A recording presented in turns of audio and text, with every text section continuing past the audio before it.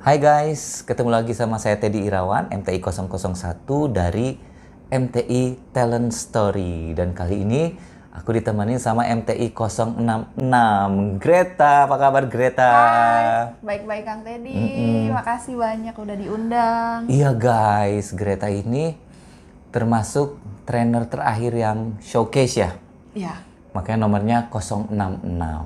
Dan Greta sekarang mulai aktif banget di MTI Talent Story bersama saya. Nah, Betul sekali. tahu nggak lu kenapa gua undang di video ini?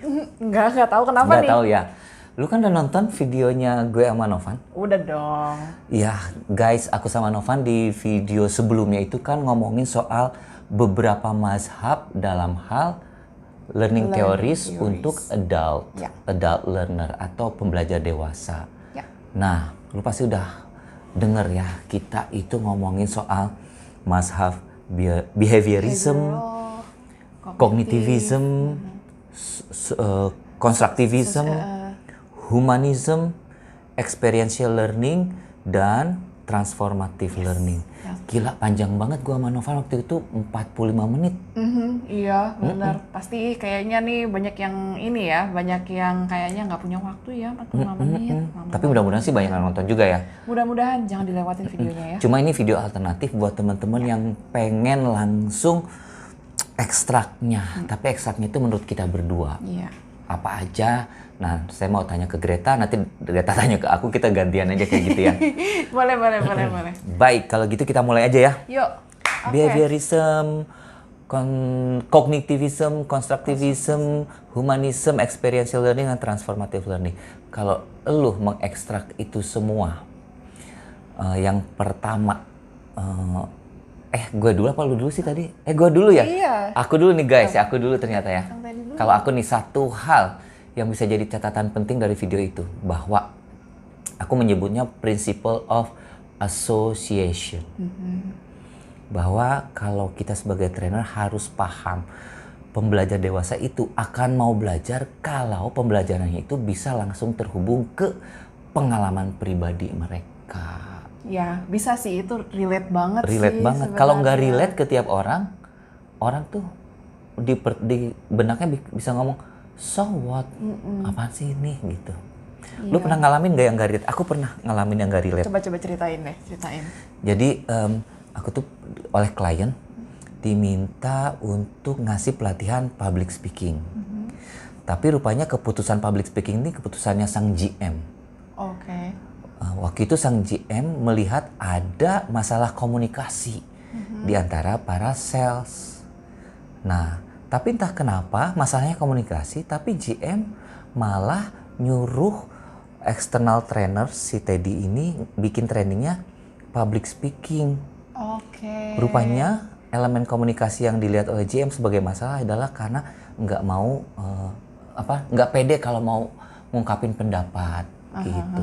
Nah akhirnya karena masalah komunikasi ini udah menggaung ya di kepala para karyawan, jadi yang dipanggil untuk ikut training itu berharapnya adalah dapat tentang komunikasi. Berarti kan beda ya harapan mereka sama topik yang aku bawakan. Pas aku bilang public speaking, mereka, Pak, kita itu sebenarnya sedang ada masalah ini. Kenapa Bapak dipanggil untuk ngasih training tentang public speaking? Oh, dari situ aku paham, oh iya ya. Berarti kurang terasosiasi. Walaupun mungkin si GM punya pemikiran berbeda ya. Mungkin GM bikinnya lebih big picture. Daripada cuma training komunikasi, lebih baik sekalian tentang public speaking, mungkin kayak gitu. Mungkin sih ya. Gitu. Iya. Itu sih satu yang aku sih. ekstrak, bahwa belajar itu harus pakai prinsip asosiasi, harus nyambung ke pengalaman pribadi para peserta. Itu dari gue. Iya. Dari lu yang kedua apa kira-kira?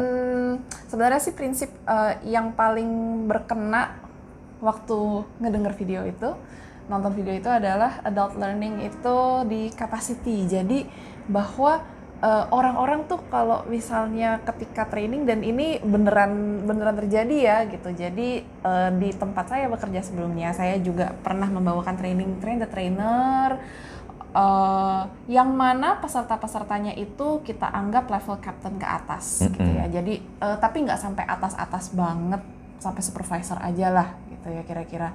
Nah, banyak dari mereka datang ke ini, mereka seperti biasa lah trainer. Aduh, tapi kan saya kan ini, tapi kan aku kan bukan orang operation gitu maksudnya. Dia ngerasa nggak bisa gitu. Ngerasa nggak bisa, ngapain saya nggak bisa training, nggak bisa ngasih training, siapa mau dengerin saya gitu. Tapi abis itu ternyata ketika bener-bener kita jalanin 2 hari training seperti biasa gitu ya, 2 hari kemudian, setelah 2 hari mereka harus praktek, kok kelihatannya bisa gitu loh. Jadi jadi bahwa ternyata di situ saya rangkumannya, capacity itu benar-benar menunjukkan peserta-peserta tuh sebagai peserta-peserta itu bisa gitu. Tapi dia merasa nggak bisa di awal karena mungkin belum diasah kali ya. Mungkin mereka belum mengenal kapasitas yang sesungguhnya tuh sebenarnya seperti apa. Mereka merasa bahwa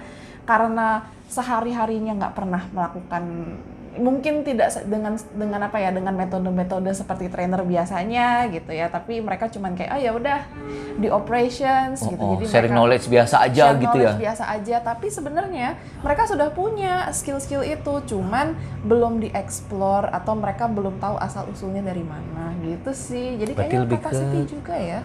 Pandangan mereka tentang kapasitas mereka itu selalu di bawah yang sesungguhnya berarti ya. Benar, selalu di bawah yang sesungguhnya.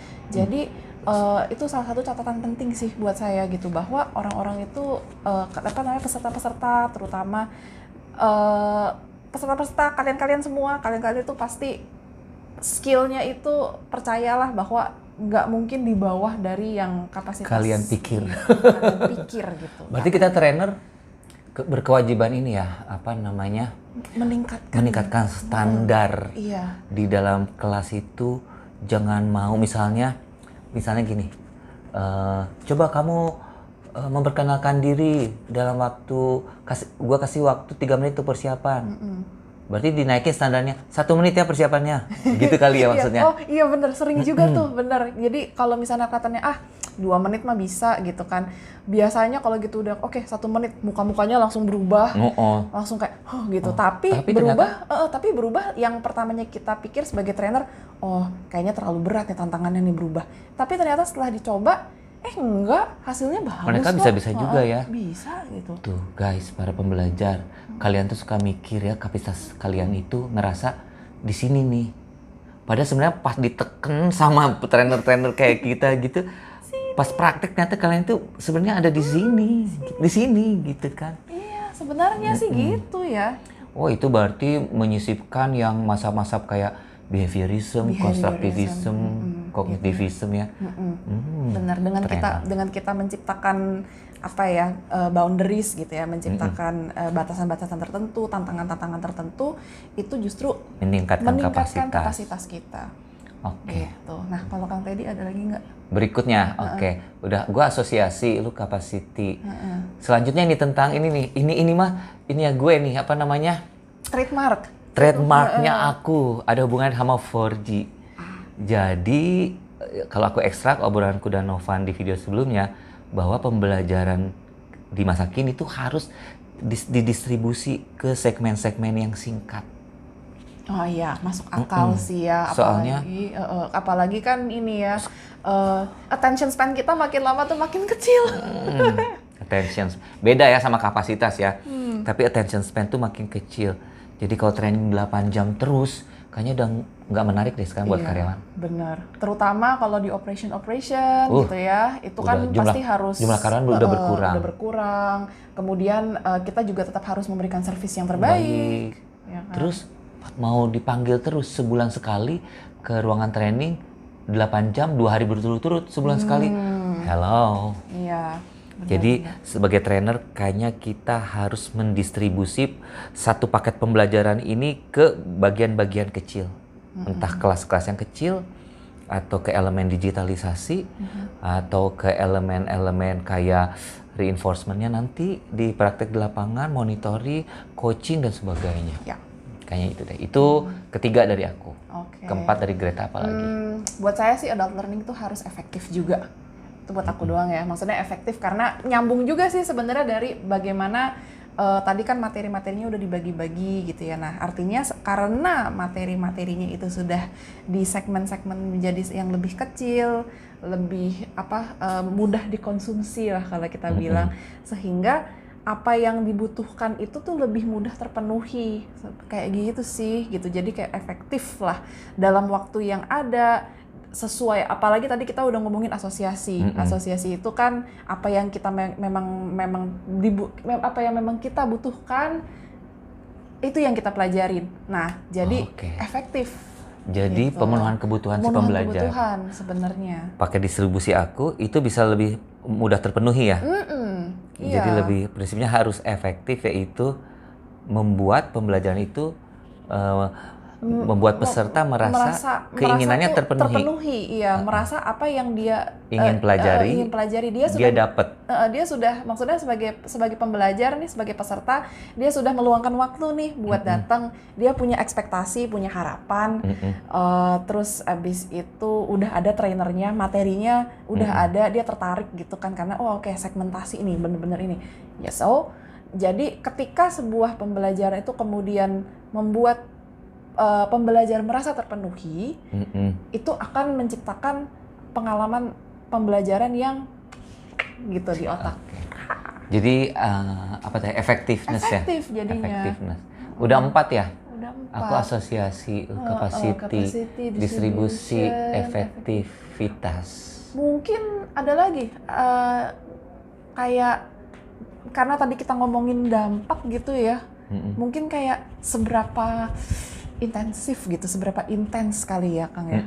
Oh iya, intensity bisa. Iya, intensity. Oke, kalau intensity ini kali maksudnya kita tuh sebagai trainer tuh harus bagaimana menciptakan dampaknya itu supaya lebih cepat terjadi lewat intensitas yang tinggi.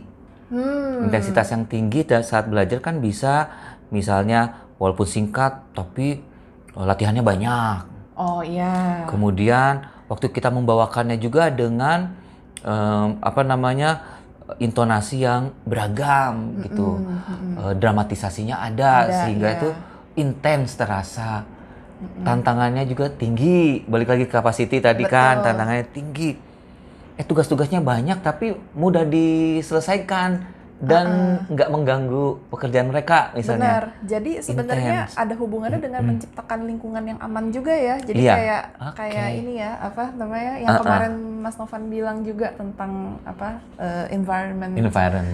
Gitu. Jadi iya sih benar juga gitu ya, karena di dalam training sebagai adult learner kita juga perlu ya yang namanya tempat yang aman, kemudian untuk benar-benar kita diuji pengalamannya intens gitu, diuji pengalamannya dan dapat feedback pula. Oh, mungkin ini juga kalau pengalaman intens kayak ada scoring yang ditampilkan. Oh iya. Terus dapat hadiah. Iya juga, benar ya. Jadi suasananya sambil ada persaingan perlombaan lah ibaratnya. Gitu. Walaupun kalau persaingan jangan terlalu serius lah ya kalau di kelas ya. Enggak lah, jangan. Ujung-ujungnya harus kolaborasi sih. Iya, betul. Itu berarti intensitas yang kelima ya. Yang keenam apa? Ada lagi sebenarnya yang keenam itu involvement. Involvement melibatkan bagaimana kita kita melibatkan peserta dalam pembelajaran gitu. Misalnya kalau yang sering saya lakukan itu kan saya suka banget apa-apa group discussion, apa-apa role play, apa-apa pokoknya ikut terjun lah ke dalam gitu. Ngerjain studi kasus. Iya, case study ikut gitu, atau games. Interaksi gitu, ice breaking dan lain sebagainya. Sama ini bisa nggak kalau di awal tuh aku gini, misalnya public speaking extraordinary punya aku ya, di depannya selalu segini. Oke, di pelatihan ini semuanya akan praktek ya, nggak ada satupun yang saya tinggalin. Jadi semua tuh kayak, berarti gue bakal dilibatkan ya. Iya. Berarti gue harus terlibat banget nih gitu. Benar. Jadi memang kadang-kadang sebagai trainer kita suka nih ngelihat soalnya kayak pasti akan istilahnya perilaku dari berbagai macam jenis peserta. Ada peserta yang memang kayaknya kalau misalnya ditanya selalu jawab, tapi pasti nanti akan ada peserta yang di belakang yang Diem aja. entah diem karena memang dia malu atau dia merasa ya itu tadi itu ya merasa kapasitasnya di bawah padahal yang sebenarnya kalau sebenarnya diteken, potensinya ada gitu. Jadi memang kurang ini. Jadi artinya kita juga harus kita harus melibatkan semua. mereka gitu. Berarti hati-hati juga kita kalau ada yang terlalu sering ngacung dan ada yang terlalu sering diam ya. Dibikin rata. Dibikin rata, betul gitu. Jadi semua punya kebagian, semua punya untuk praktek depan semuanya. Untuk praktek semua. Sama ini juga berarti ya, waktu untuk trainer kayak kita nih yang dibayarnya yang freelance gitu ya. Jangan pernah mau juga nerima bookingan kalau pesertanya kebanyakan ya. Iya, benar karena kecuali kalau sifatnya seminar ya beda ya. Kecuali seminar, tapi kalau misalnya namanya training itu memang karena kita harus memperhatikan ya setiap orang cara belajarnya gimana, bagaimana transformasinya gitu. Jadi maka direkomendasikan kalau training itu sebenarnya orangnya paling enggak kapasitasnya jangan banyak-banyak gitu. Paling setidaknya sih kalau tempat saya lama dulu ya 20 orang paling banyak. 20 orang tuh kalau servis. Kalau leadership gue nggak mau. Aku mau 10 sampai 15. Tergantung juga topiknya. Tergantung topiknya. Mungkin kalau topiknya kayak trainer itu juga aku 10 sampai 12. Itu bakalan lebih sedikit lagi. Bakalan lebih sedikit lagi. Kenapa? Karena ya memang itu kita pengen setiap peserta itu dapat kesempatan untuk involve in the learning. Ya, itu sih paling kalau soal involvement menarik juga sih. Terus ada satu lagi nih. Apa tuh? Masih ingat 4G ya? 4G itu kan ada grounding ya? Iya. Grounding itu kan menyiapkan peserta secara fisik, mental, emosi, semuanya gitu supaya mereka itu siap. Karena satu prinsip ekstraksi dari obrolan aku dan Novan kemarin adalah menurut aku nih, prinsip readiness. Pembelajar dewasa hanya akan bisa belajar kalau mereka mau dan siap. Jadi trainer tuh harus menciptakan mempersiapkan semuanya sejak sebelum training sampai pada saat training dimulai itu harus bikin sesuatu yang namanya grounding, yaitu mempersiapkan peserta supaya siap belajar. Kalau belum siap kayaknya jangan langsung masuk ke materi deh. Kasih contoh mungkin gimana sih kira-kira nge-grounding peserta?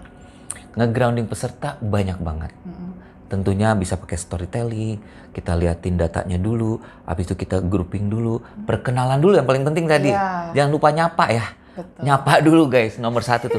Sapa dulu, perkenalan, kemudian rasain dulu emosi di awal nih, nuansa emosinya gimana, nuansa social interactionnya gimana, habis itu satu persatu kenalan, perkenalkan dulu topiknya apa, kemudian tujuan belajar ini apa, kemudian perjalanan belajarnya akan seperti apa aja, dikasih tahu dulu.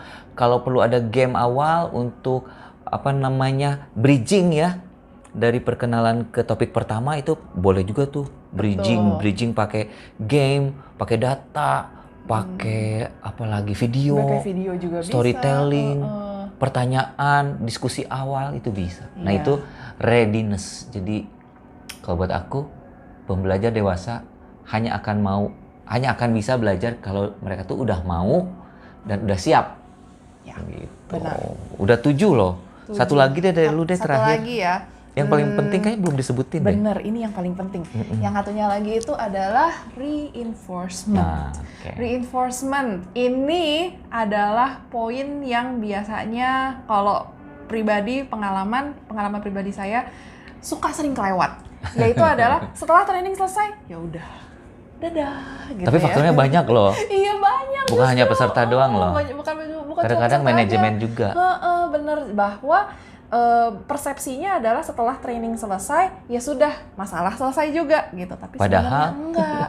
Yang namanya training itu sesuatu yang harus dilakukan berkelanjutan, yang harus terus ditanam, diulang gitu loh. Jadi Tapi ulang bukan hanya for the sake of ngulang aja gitu ya, tapi ngulang tapi dengan target, dengan evaluasi, Sehingga menciptakan sehingga menciptakan sebentuk makna. gitu. Jadi ada maknanya, ada semacam artinya. Oh iya, worth ini worth ya untuk dipelajari. Ini sangat berguna ya untuk dipelajari. Jadi reinforcement juga penting sebenarnya ya. Caranya gimana? Caranya bisa juga lewat kita bisa bikin semacam worksheet, exercise setelah selesai. Jadi ada namanya post training. Nah ini kan kita lakukan juga di MTI sebenarnya. Di MTI ada job aid. Ada aku job pernah aid? jadi, oh, ya? aku certified di sebuah perusahaan training ya. Mereka tuh selalu ngasih job aid. Jadi habis training, job aid itu sebentuk sheet ya, yang bisa mereka aplikasikan langsung di pekerjaan mereka, materi pelatihan yang bisa langsung diaplikasikan. Iya. Tapi ada panduan selembarnya, namanya job aid. Itu bagus banget. Iya. Sama ini juga lagi. Aku selalu, misalnya tentang servis kemarin yang di sebuah BUMN ya, kan habis training di kelas kan penampilan mereka di kelas tuh ada nilai-nilainya ya. Benar. Dari pretest, post-test, sama praktek-praktek. Terus pemikiran mereka kita capture. Terus akhirnya aku bikin tabel. Nah, habis bikin tabel, aku bikin kolom kosong, yaitu kolom monitoring oleh manajemen. Iya.